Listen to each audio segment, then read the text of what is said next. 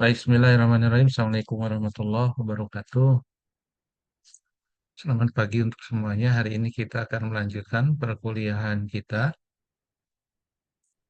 mata kuliah penulisan karya ilmiah, melanjutkan dari yang sudah kita selesaikan minggu kemarin mengenai kisi-kisi dalam penelitian di bidang administrasi pendidikan. Nah, hari ini kita akan melaksanakan pengkajian mengenai bagaimana pembuatan instrumen kuantitatif. Nah, walaupun di antara Anda ada yang melakukan penyusunan proposal dengan menggunakan pendekatan kualitatif, tapi untuk kepentingan perkuliahan kita, Anda tetap harus menguasai keduanya, instrumen kuantitatif maupun kualitatif. Nah, hari ini kita akan membahas dulu bagaimana pembuatan instrumen kuantitatif. Tentu ini masih terhubung dengan kisi-kisi ya yang kemarin sudah kita bahas. Mulai dari variabel, aspek, dimensi atau komponen, lalu ada indikator, ada deskripsi indikator, dan hari ini kita masuk kepada item. Minggu depan kita akan melanjutkan kepada penyusunan instrumen kualitatif. Jadi dua-duanya harus dialami, harus dikuasai. Sehingga minggu ini dan minggu depan itu apapun pendekatan penelitian yang Anda rumuskan di dalam proposal, dua-duanya harus Anda ikuti. Nah, untuk prakteknya, jadi untuk praktek yang minggu ini, ketika Anda harus menyusun kuesioner, ya, Anda tidak membuat dari awal kisi-kisinya. Anda boleh minta kisi-kisi teman Anda ya, yang kuantitatif. Tetapi itemnya Anda buat sendiri. Jadi item ini yang akan menjadi tugas Anda untuk dibuat minggu ini ya. Item-item, tetapi berdasarkan kepada kisi-kisi, bukan hanya item saja, tetapi ada kisi-kisinya atau nyambung dengan kisi-kisinya. Dengan demikian, Anda coba hubungi satu mahasiswa teman Anda ya, eh, yang kuantitatif, lalu Anda menjabarkannya menjadi item-item dalam kuesioner kuantitatif. Demikian juga minggu depan. Bagi Anda yang kuantitatif akan minta kisi-kisi pada penelitian yang kualitatif dan membuat latihan membuat gitu. Jadi pokoknya kita harus berlatih membuat itemnya supaya bisa ketahuan seperti apa sebenarnya kemampuan dalam merumuskan item-item, kalimat-kalimat, kata-kata yang ada di dalam sebuah instrumen penelitian. Nah, saya akan menjelaskan ini dengan terlebih dahulu mengidentifikasi ya sejauh mana Anda sudah menyelesaikan kisi-kisinya ya, kisi-kisi yang kemarin kita bahas. Nah, kisi-kisi ini penting untuk dijadikan bahasan awal supaya saya mendapatkan informasi bagaimana kondisi Anda dalam menyusun kisi-kisi ini. Baik, saya akan meminta dulu beberapa mahasiswa ya, perwakilan dari mahasiswa laki-laki dan perempuan. Ada Firda Wulan Purnama, monitor di layar, Firda. Iya, Pak. Ya, Firda sudah sampai mana kisi-kisi yang dibuat? Udah sampai masih proses sih, Pak. Belum selesai semua tapi udah dikerjain, Pak. Iya, sampai sampai pada bagian apa? Eh, Indikator sudah, Indikator sudah, deskripsi indikatornya. deskripsi baru beberapa, Pak, belum semua. Oke. Lalu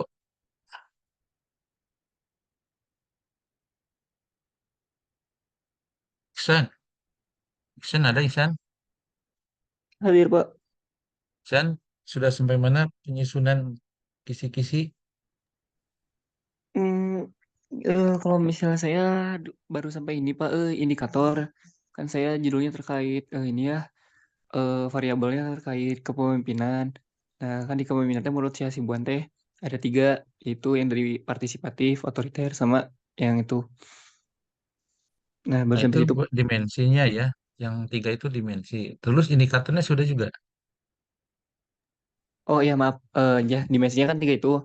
Nah, dan berdasarkan itu teh, jadi saya teh dari, duh mohon maaf Pak, harus sambil lihat dari si draftnya.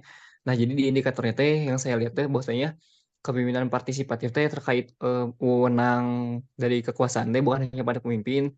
Terus teh di poin yang kedua teh bawahan berhak untuk memberikan pandangan, pendapat dan lain-lain gitu Pak. Oke. Deskripsi indikator sudah dibuat. Nah, buat deskriptornya itu masih ini sih Pak, lagi buat menyusun redaksi yang enaknya dan redaksi yang validnya seperti apa sih? Soalnya kalau misalnya melihat-lihat juga dari referensi penelitian terdahulu, masih belum mendapat yang pas sih buat itu. Ya. Oke. Sekarang Gita Nur Alia. Iya, Bapak hadir. Git, gimana perkembangan pembuatan kisi-kisi, Git? Mungkin tinggal deskripsi dari indikator aja, Pak. Oke. Deskripsi indikator ya. Baik. Baik. Memang tidak mudah ya membuat kisi-kisi sampai kepada deskripsi indikator. Karena terlebih dahulu kita harus mencari teori konsep yang dikemukakan oleh ahli dari masing-masing variabel yang akan kita teliti. Juga kita memilih ya dari sekian banyak teori, sebanyak konsep atau pendapat ahli mana yang akan kita gunakan yang cocok untuk bisa memenuhi tujuan penelitian kita. Nah, karena itu disitulah butuh waktu ya. 1 minggu memang bisa jadi kurang. Tetapi bagian ini penting untuk dialami oleh Anda ya, dan kita didesak atau dikondisikan oleh waktu yang cukup singkat, masing-masing 1 minggu. Sampai pada akhirnya Anda nanti di akhir semester ini harus sudah punya proposal yang siap untuk diseminarkan. Nah, minggu ini kita akan membahas membuat kuesioner untuk penelitian kuantitatif ya. Ada beberapa hal yang perlu kita pahami ya sebelum kita membuat instrumen. Pertama, bahwa kita sudah punya tujuan penelitian di bab 1 dan sudah juga punya rumusan masalah di bab 1. Nah, sebelum kepada kita menyusun instrumen, pastikan kembali ya mengenai pertama, cek mengenai data atau informasi apakah yang ingin dikumpulkan dari kuesioner yang akan kita buat itu. Apa tujuan penelitian yang ada di proposal? Apakah kuesioner adalah teknik pengumpulan data yang efektif untuk jenis penelitian Anda? Nah, jadi kuesioner ini nanti akan mengarah kepada pendekatan penelitian yang dilakukan. Lalu kalau sudah ditentukan, oh ini kuantitatif, ini kualitatif. Nah untuk kuantitatif, oke ini kita gunakan kuesioner. Itu yang pertama nih, dicek kembali, pastikan ya sebelum kita membuat.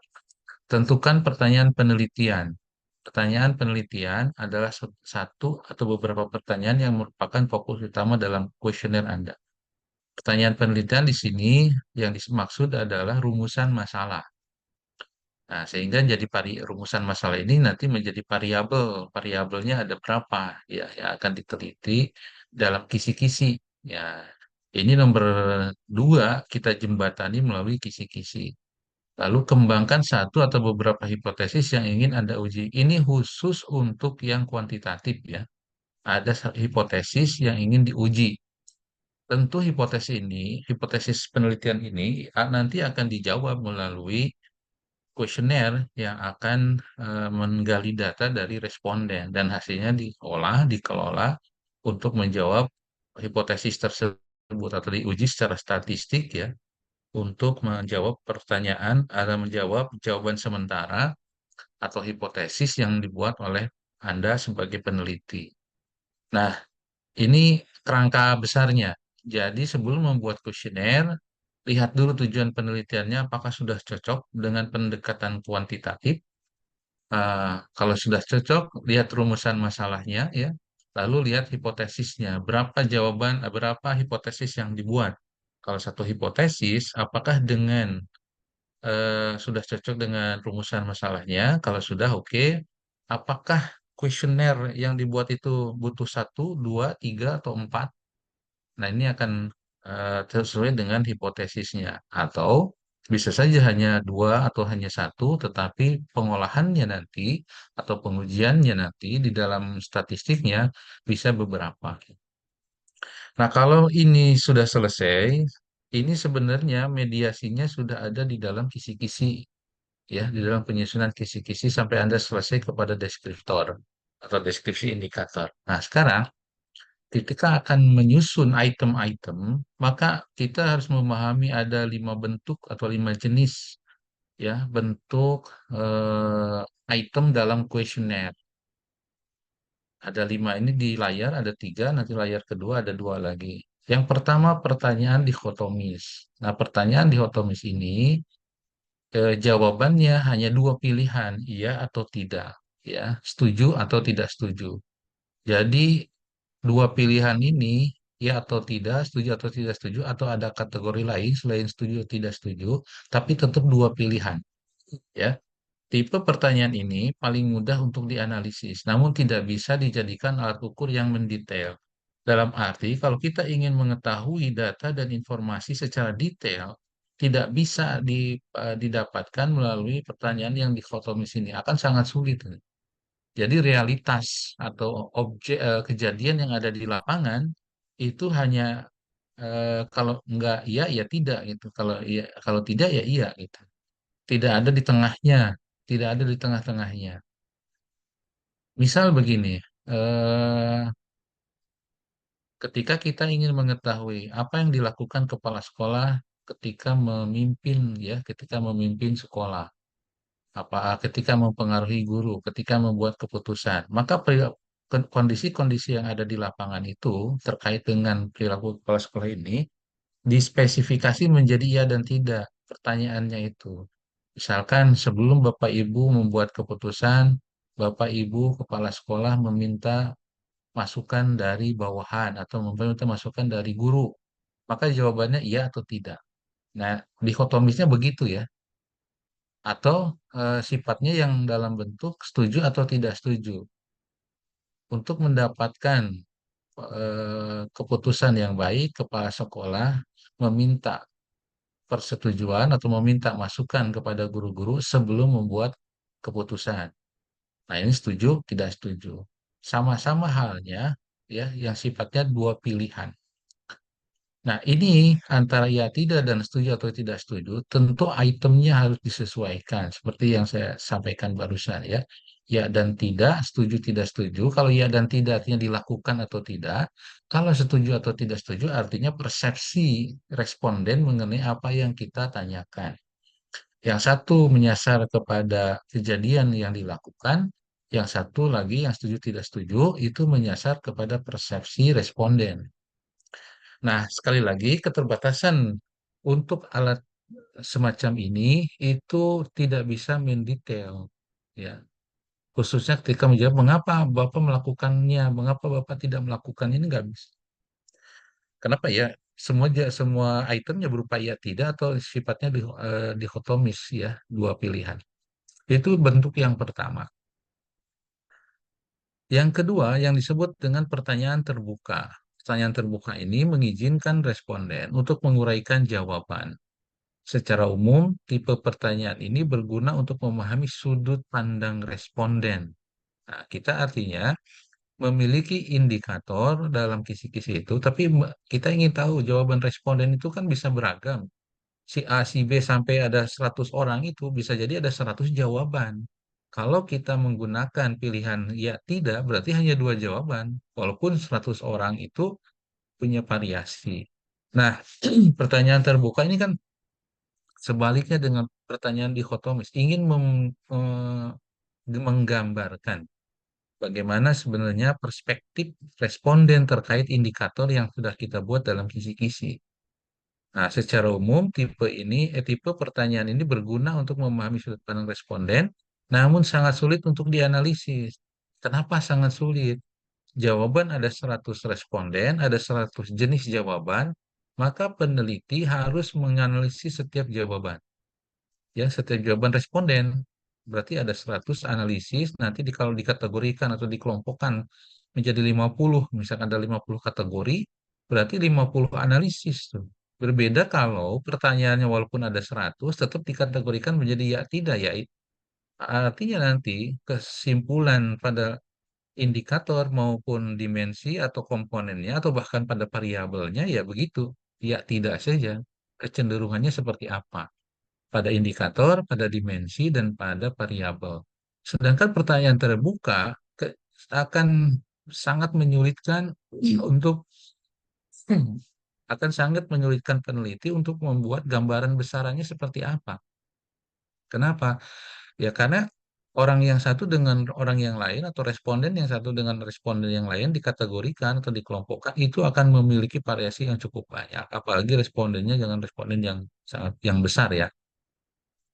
Tetapi ini ya bukan tidak bisa digunakan, akan tepat digunakan untuk melihat perspektif yang beragam. Nah, artinya kalaulah respondennya terbatas ya, ini akan sangat memudahkan. Pada bagian yang ini, maka bisa jadi N-nya tidak 30 juga tidak apa-apa. Ya, kayak sifatnya survei seluruh responden pada orang-orang tersebut, tapi organisasinya kecil ya, organisasinya kecil. Kalau organisasinya besar, dilakukan survei, itu juga akan menyulitkan. Yang ketiga, sorry, ini masih yang kedua ya. Tipe pertanyaan ini sebaiknya digunakan untuk menjawab pertanyaan mengapa. Nah, kalau yang tadi nomor pertama yang dikotomi sulit untuk mendapatkan informasi mengapa kepala sekolah melakukan itu, tetapi kalau yang di sini justru kita akan mendapatkan perspektif mengapa kepala sekolah melakukan hal tersebut. Ya, mengapa misalkan Bapak Ibu dalam pelaksanaan membuat keputusan melibatkan atau meminta masukan dari guru. Dalam konteks itu, apa yang menjadi dasar Bapak Ibu melakukan hal tersebut? Nah, gitu. Atau apa yang mendasari Bapak Ibu melakukan hal tersebut? Titik-titiknya itu diisi oleh responden. Dan ini yang sifatnya kemengapaannya bisa tergali. Baik, bentuk yang ketiga.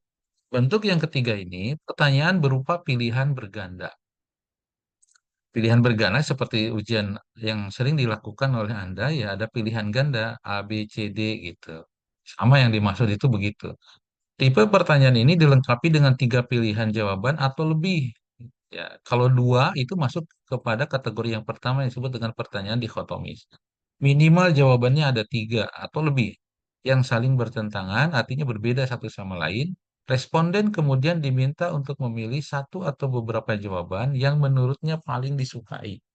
Pertanyaan berupa pilihan berganda dapat dianalisis dengan mudah. Nah, mudah betul, karena nanti bisa dirata-ratakan. Berapa yang memilih A, berapa yang memilih B, berapa yang memilih C, dan berapa yang memilih D. Lalu kalau kita ambil mana kecenderungan responden yang paling banyak dipilih dari alternatif jawaban tersebut.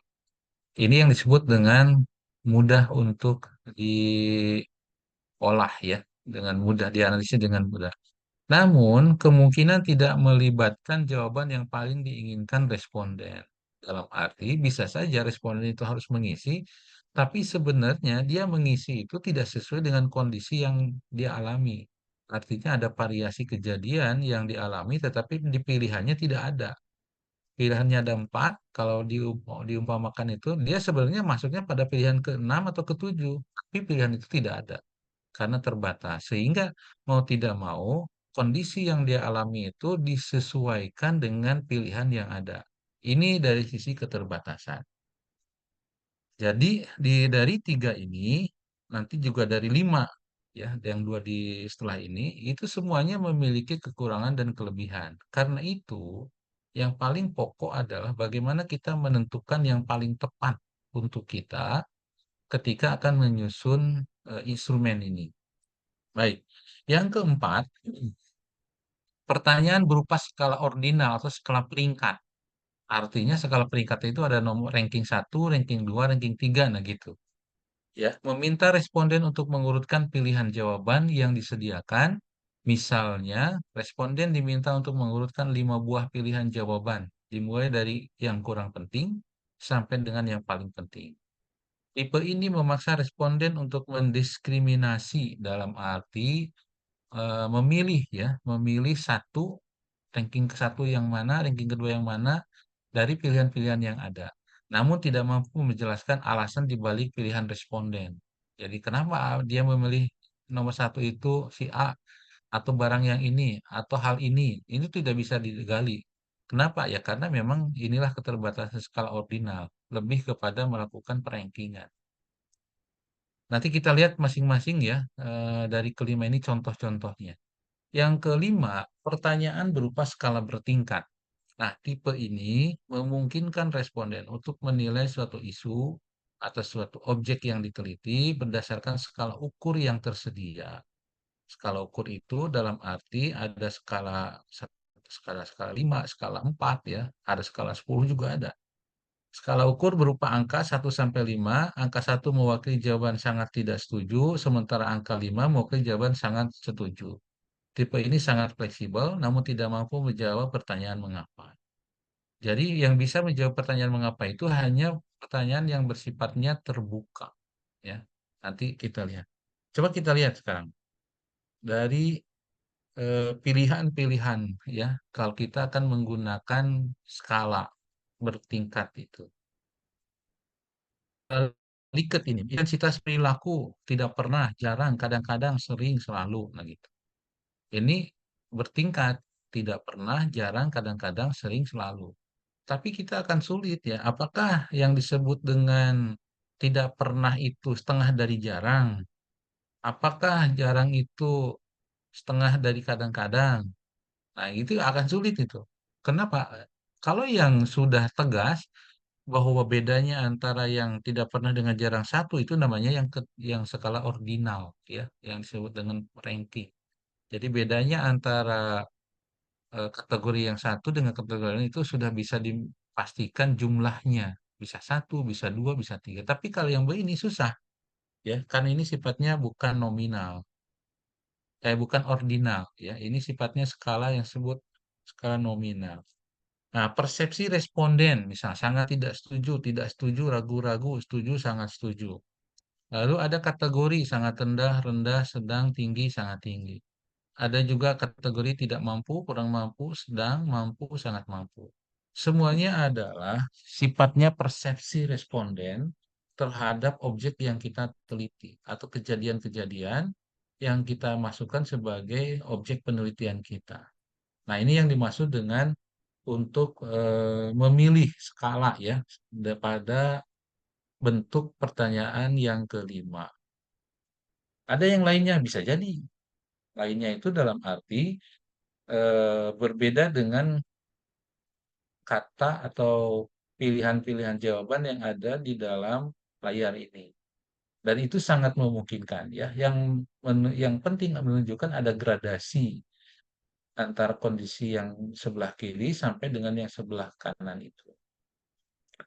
Baik, ini contoh ya, item yang dikotomi. Coba Anda dilihat, misalkan ini contoh yang pernah kami buat di tim peneliti di Lemdiklat ya, di Lembaga Penelitian dan Pelatihan.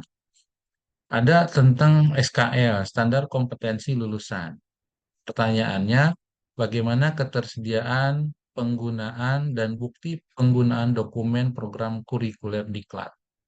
Nah, dilihat di jawaban itu, walaupun ada 6, tapi sebenarnya dua yang dimaksud. Tersedia, ya tidak. Digunakan, ya tidak.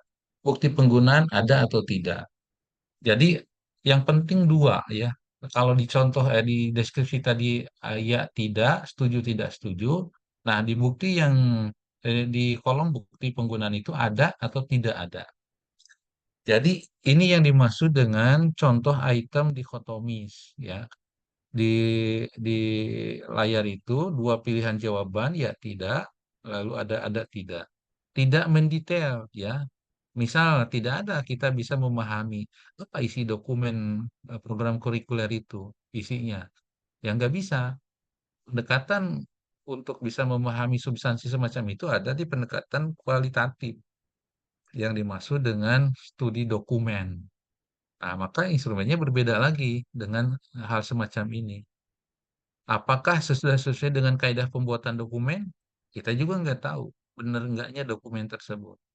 Nah, dan lain-lain ya. Ada banyak hal yang tidak bisa mendetail.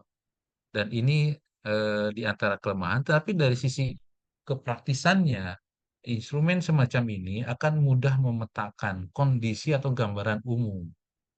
Ya, gambaran umum, misalnya kita ingin mengetahui apakah dosen-dosen di UPI membuat persiapan atau tidak, ya, mengecek kehadiran mahasiswa atau tidak,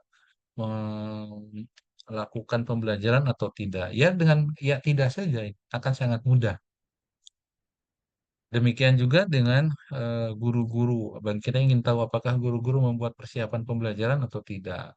Apakah guru-guru dalam pembelajaran membuat apa pembukaan dulu atau tidak, melalui proses menyiapkan siswa dulu atau tidak, mengabsen dulu tidak. Jadi berbagai langkah-langkah yang terjadi di lapangan kita tanyakan secara lebih detail, tapi jawabannya iya dan tidak ya. Biasanya prosedur yang ada kita tanyakan, lalu jawabannya iya tidak, atau ada atau tidak. Nah, ini yang contoh dari item dikotomis. Yang kedua, ya, untuk pertanyaan atau pernyataan terbuka. Ini juga salah satu contoh, ya, pertanyaan terbuka. Responden diminta untuk menjelaskan perspektif mereka mengenai objek yang sedang diteliti. Misalkan di sini ya, respondennya adalah peserta diklat. Ya, menanyakan bagaimanakah tanggapan Bapak Ibu terhadap pengelolaan diklat yang diikuti selama 1 bulan. Nah, lalu ada tambahan mengapa demikian. Artinya mengapa Bapak Ibu mempersepsi demikian. Nanti Bapak responden akan diarahkan kepada apa yang menjadi pengalaman mereka selama mengikuti diklat 1 bulan tersebut. Ini pertanyaan-pertanyaannya terbuka. Nah, kesulitannya untuk pertanyaan terbuka semacam ini adalah ngolah datanya. Pengolahan kalau ada hanya 10 orang nggak ada masalah. Tapi kalau ada 100 orang dan jawabannya bervariasi, ini ngolahnya gimana? Nah, di dalam penelitian kuantitatif ini nanti dibuat kategori-kategori ya. Jadi setelah jawaban responden itu dipetakan, muncullah pengkategorian. Dan inilah yang dimaksud, kalau populasinya besar akan menyulitkan, tetapi kalau populasinya sedikit, ini akan mempercepat, tetapi juga memiliki kedetailan. Nah, yang terbuka ini, ada yang terbuka 100% begini, ada juga yang semi terbuka. Yang semi terbuka itu artinya ada yang terbukanya dan ada yang tertutupnya, ya, semi terbuka. Ini item semi terbuka yang baru saja saya buat di Kementerian Pendidikan dan Kebudayaan beberapa waktu yang lalu ya. Ada indikatornya, misalkan kendala ketika mengakses sistem awan penggerak. Deskripsi indikator, hal-hal yang menghambat guru dan kepala sekolah dalam mengakses sistem awan penggerak meliputi kemampuan, motivasi, peralatan pendukung, kondisi fisik guru dan kepala sekolah, listrik, dan yang lainnya. Nah, apa yang ada di dalam deskripsi indikator itulah yang menjadi item dalam semi terbuka ini. Nah, jadi itemnya hal-hal yang menghambat saya ketika memanfaatkan sistem awan penggerak secara rutin yaitu.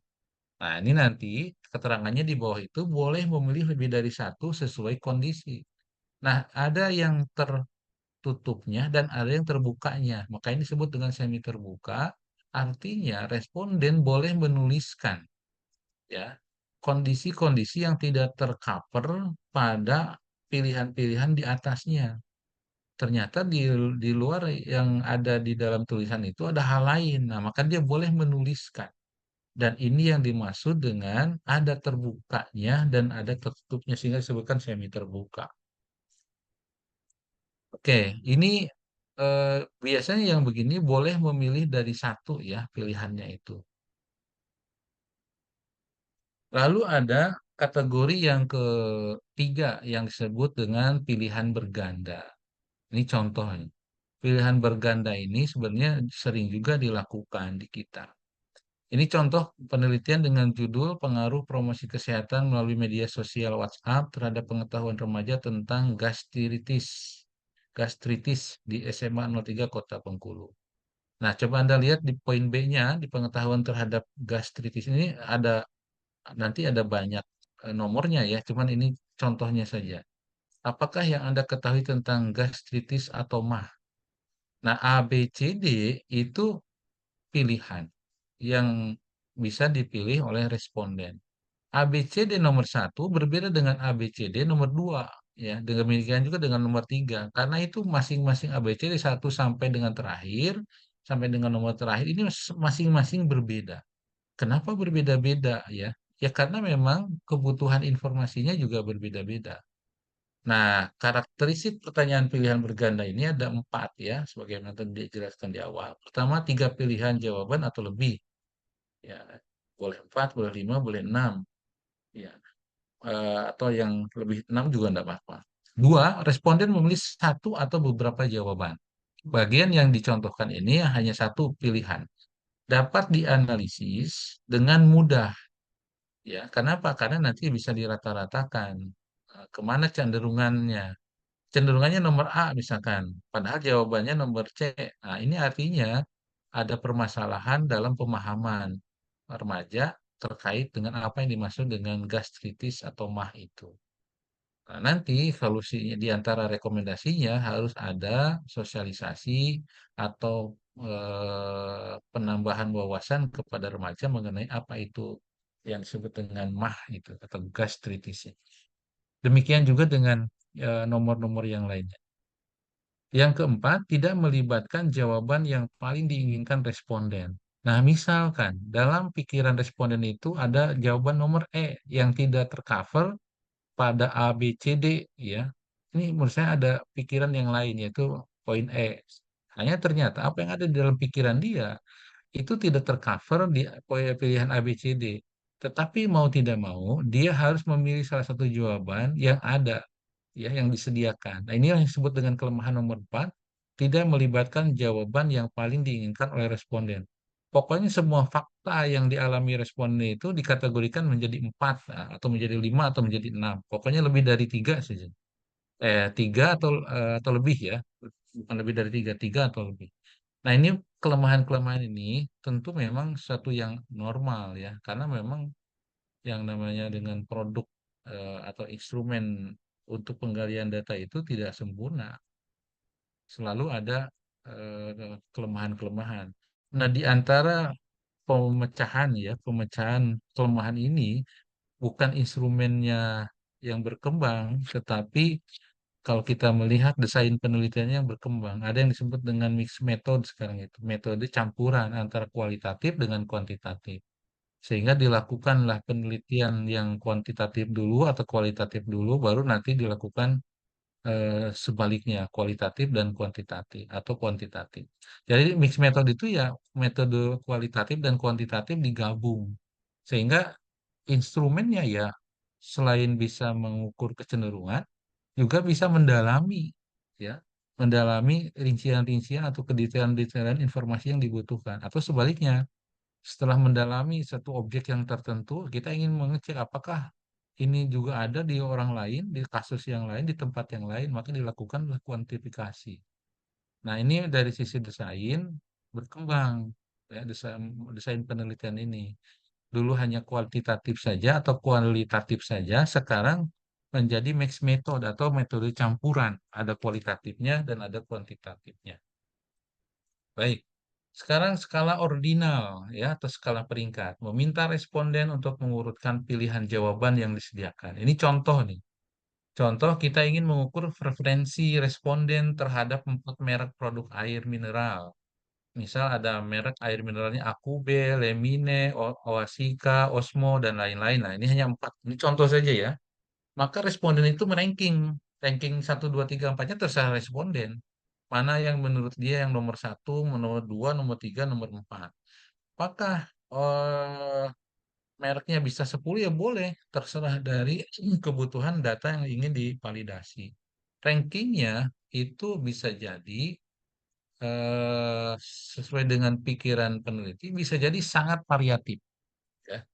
Nah, misal kalau kita katakan di kita mengenai gaya kepemimpinan, ya gaya besarannya misalkan gaya yang paling Anda sukai itu yang tertinggi sampai yang terendah atau ranking gaya kepemimpinan yang menurut Anda dari yang tertinggi sampai yang terendah. Maka aku B Lemine Wasikanya diganti dengan misalnya kayak otoriter, laissez-faire, demokratis, itu diganti dengan itu. Lalu rankingnya nanti terserah kepada responden.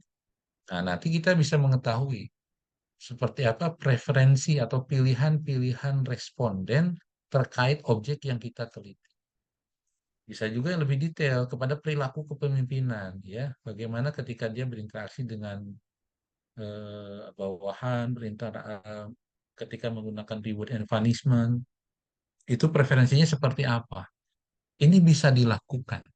Artinya dengan bentuk-bentuk instrumen ini kita memahami bahwa penelitian kita itu tidak harus selalu menguji keterhubungan antar variabel. Bisa saja kita ingin menggambarkan preferensi, bagaimana preferensi responden terhadap suatu hal dalam bidang administrasi pendidikan. Oke, ini contoh dari skala ordinal atau peringkat. Yang terakhir itu skala bertingkat, ya. Responden menilai suatu isu berdasarkan skala ukur yang tersedia. Ini contohnya beberapa yang kami buat, yang saya buat beberapa lalu ya terkait dengan awan penggerak.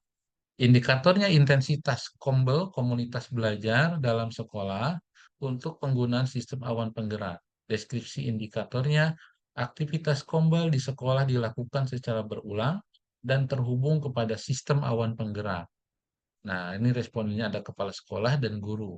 Item liketnya, saya mendiskusikan konten dalam sistem awan penggerak dengan guru-guru setelah mengaksesnya. Nah, alternatif jawabannya itu nanti dia kalau begini milih salah satu ya. Sangat setuju, setuju, tidak setuju. Nah, biasanya kalau di kita dibuat dalam kolom-kolom sangat setuju, kolom satu, setuju kolom kedua, tidak setuju kolom ketiga, sangat tidak setuju kolom keempat. Kenapa ini enggak 5? Nah, 4, 5, 6 itu pilihan. Ya, boleh 4, boleh 5, boleh 6. Di antara pertimbangan para peneliti di Indonesia terkait dengan memilih alternatif jawaban yang 4, biasanya skala Likert itu 5, adalah ketidakpuasan peneliti terhadap jawaban responden yang seringkali memilih jawaban yang nomor 3, ragu-ragu. Jadi jawaban nomor 3 itu kalau di scoringnya dan 1, 2, 3, 4, 5. Nah, nomor 3 aman, tidak ke bawah dan tidak ke atas. Nah, ini preferensi responden memilih begitu, pada akhirnya para peneliti itu cenderung untuk menentukan 4. Jadi skornya 1, 2, 4, 5. Tidak ada skor 3. Untuk mengeliminasi ya keraguan responden dalam memilih jawaban. Nah, ini yang kelima, contoh yang kelima mengenai skala bertingkat ya. Pilihan-pilihannya sebenarnya akan sangat tergantung kepada Anda. Dalam arti sesuaikan dengan kebutuhan untuk melakukan pengujian kepada hipotesis untuk bisa menjawab pertanyaan penelitian atau rumusan masalah dan untuk bisa memenuhi tujuan penelitian. Arahnya tetap ke sana. Nah, secara praktis dahului dengan menyusun kisi-kisi penelitian terlebih dahulu sampai kepada indikator. Baik, masih ada waktu. Kalau ada yang perlu didiskusikan, ada yang belum Anda pahami, ada pendapat Anda yang berbeda, silahkan dikemukakan. Dan nanti saya ingin mengecek ya, kira-kira pilihan Anda, itemnya dalam 5 bentuk itu bentuknya yang mana. Tidak usah raise hand, langsung saja kalau ada yang mau bertanya atau memberikan tanggapan. Ya, kalau tidak ada, saya ingin tanya nih, dari 5 bentuk ini, kira-kira Anda memilihnya yang mana? Ada Sani Sandia. Ada Pak, kalau Sani milihnya yang skala bertingkat yang skala Likert. Pilihannya 4, 5, 6, 5. 5. Apa ininya option jawabannya? Yang sangat setuju, setuju, kadang-kadang, Oke. ya, Yang kira-kira tengahnya benar. kadang-kadang ya. Ya, Oke. Sani sudah punya alasan mengapa memilih menggunakan likat itu. karena hmm, lihat dari yang penelitian sebelumnya pun dengan eh, apa ya Pak, jadi kayak lebih baik pakai itu juga gitu, karena yang mengertinya juga nanti ngitungnya eh, bisanya pakai itu gitu Pak. Nah, ya jawaban Sani ini barangkali bisa jadi sama dengan Anda yang lain. Ya. Nah, hanya begini ya. Pemilihan bentuk instrumen ini selalu lagi saya kaitkan dengan ketepatan untuk menjawab hipotesis. Lalu ketepatan untuk menjawab tujuan penelitian, apakah sudah tepat atau belum. Ingin mengetahui apa sih di tujuan di rumusan masalah itu, misalkan ingin mengetahui gambaran mengenai kepemimpinan. Nah, itu bisa ya tidak, bisa skala dikotomis bisa, bisa bertingkat bisa, bisa skala dengan dengan skala ordinal juga bisa. Tetapi apakah semuanya terpenuhi? Maksudnya semua pertanyaan penelitian atau semua rumusan masih terpenuhi? Biasanya untuk yang kuantitatif yang ketiga, seberapa besar hubungan kepemimpinan dengan kinerja guru. Nah, untuk menjawab ini, hipotesisnya kan apakah ada hubungan yang besar nggak terkait dengan kepemimpinan terhadap kinerja? Sebentar.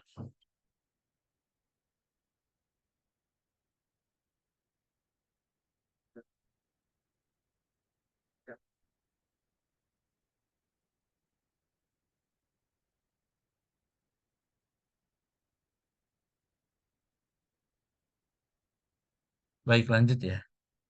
Jadi pilihan yang utama bukan didasarkan kepada bahwa ada contoh terdahulu. Nah, boleh sih contohnya dilihat, tetapi hakikinya bukan itu, bukan karena ada melihat yang telah lalu, tetapi dasar yang telah lalu menggunakan pilihan itu apa. Nah, ini juga berlaku bagi yang lain ya. Jangan sampai memilih satu bentuk, tetapi tidak didasarkan kepada alasan yang hakikinya. Coba lihat di kembali ya. Tujuan rumusan masalah Anda itu mau apa? Tujuannya seperti apa? Rumusan masalah penelitian dengan tujuan penelitian itu hanya berbeda kalimatnya saja, tetapi substansinya sama. Baik, Nova Oktaviani, ada Nova?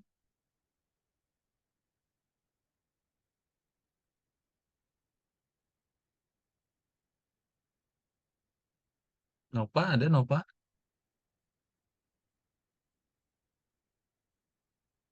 Nova ini mahasiswa kelas ini atau bukan?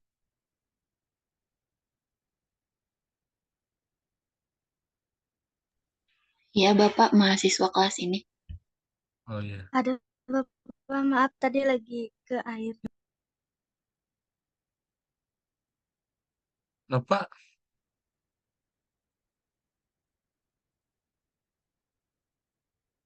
Iya pilihan Bapak, Nova yang mana? yang sama kayak Sani Bapak, Yang mana itu yang sama kayak San itu? yang itu Bapak yang setuju atau tidak setuju sama itu Bapak. Berapa pilihan jawabannya, Nova? Ada 5 Bapak, Setuju, sangat tidak setuju, tidak setuju. Yang tengahnya apa? kurang setuju. Kurang setuju kayaknya bukan tengah itu. Itu yang keempatnya. Coba cek dulu mana tadi ya siapa namanya Nova. Laki-laki sekarang ada Denas Akmal Febriansyah. Hadir, Pak. Pilihannya Denas apa? Skala bertingkat juga, Pak. Skala bertingkat ya. Jawaban ininya berapa pilihan? Ada 4, Pak. Ada 4 apa itu? Selalu, sering, bentar, Pak. Hanya menyesuaikan juga dengan yang penelitian terdahulu, Pak. Selalu dilakukan, sering dilakukan, eh, jarang dilakukan, sama belum dilakukan. 4. Ya. Baik, pada intinya ya apa yang Anda buat dalam bentuk kuesioner ini disesuaikan dengan kebutuhan untuk menjawab rumusan masalah penelitian atau memenuhi tujuan penelitian. Nah, dasarnya ke situ. Lalu Anda harus memperhatikan mengenai rumusan-rumusan itemnya. Antara rumusan item itu harus disesuaikan. Kalau dia bentuk jawabannya setuju, tidak setuju, maka rumusan itemnya mengarah ke situ. Kalau ya tidak, ya rumusan itemnya juga menanyakan sifatnya yang dikotomis. Demikian juga dengan yang lainnya, artinya antara item dengan jawabannya harus betul-betul di-match-kan. Item itu boleh pertanyaan, boleh juga pernyataan. Tetapi kalau kalimat pertanyaan dan kalimat pernyataan, yang pokok tetap harus disesuaikan dengan jawabannya. Kalau pertanyaan, berarti dia harus menggunakan kalimat tanya pada posisi item. Tapi kalau pernyataan, dia adalah kalimat biasa, ya, bukan pertanyaan. Artinya, antara kalimat-kalimat ini yang ada di dalam item, itu dimatchingkan, disesuaikan dengan pilihan jawabannya. Ya, jangan sampai misalkan Anda dalam item itu seberapa sering Anda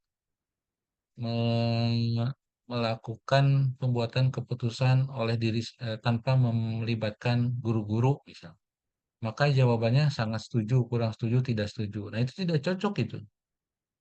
Kenapa? Karena yang ditanya intensitas. Tapi kalau jawabannya menjadi selalu, sering, kadang-kadang, tidak pernah, dengan skala 4, nah itu sudah cocok antara item dengan jawaban. Itu yang saya maksud terkait menyesuaikan antara rumusan kalimat dalam item atau pertanyaan dengan jawabannya.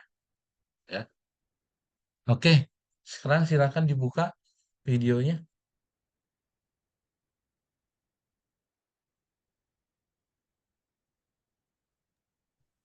Permisi Pak, mohon maaf. Ya, Mohon maaf Pak, sebelumnya karena saya di sini menggunakan perangkat handphone ya Pak, dan kebetulan handphone saya itu habis tenggelam di air dan akhirnya kamera handphone saya rusak, jadi saya tidak bisa menampilkan kamera saya Pak. Ihsan itu berarti HP kamu sedang berenang ya? Ya kebetulan jatuh Pak, kena musibah. Ya, nggak apa-apa. Baik, yang lain dibuka. Amel, Aliza, coba siapa yang akan memotret?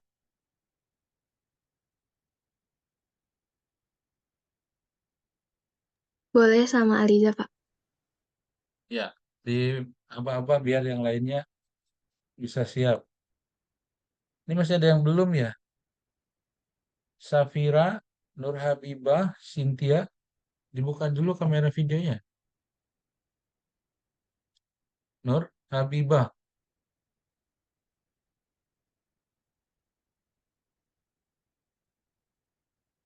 Cynthia Nur Zafira, Untuk Cynthia tadi konfirmasi sedang di perjalanan, Pak. di perjalanan. Naik pesawat kayaknya ya? Atau naik apa? Ini juga Sabrina sedang di perjalanan tuh. Masih bisa buka video. Oke, silakan dia diatur untuk dipotret screenshot. Baik, Bapak. Mungkin hitungan 3 dari slide pertama dulu. Hitungan 3, 2, 1. Siti Nabila tuh sepotong wajahnya tuh. Baik, slide selanjutnya. 3, 2, 1. Baik, sudah Bapak. Udah ya? Oke, terima kasih. Minggu ini Anda akan bertugas menyusun kuesioner ya. Kuesionernya sebagaimana minggu yang lalu, produknya dimasukkan ke Google Drive. Nanti PJ akan membuat folder tentang instrumen penelitian. 1 minggu ya, Anda selesaikan 1 minggu. Minggu depan kita akan coba cek apakah apa yang sudah disampaikan bisa Anda eksekusi enggak. Sekali lagi, bagi Anda yang melakukan penelitian kualitatif, minta kisi-kisi ke teman Anda yang kuantitatif, lalu buat itemnya. Tetap harus dibuat instrumennya, versi Anda sendiri. Oke, terima kasih. Assalamualaikum warahmatullahi wabarakatuh. Waalaikumsalam warahmatullahi wabarakatuh. Waalaikumsalam. Terima kasih, Pak. Terima kasih, Pak.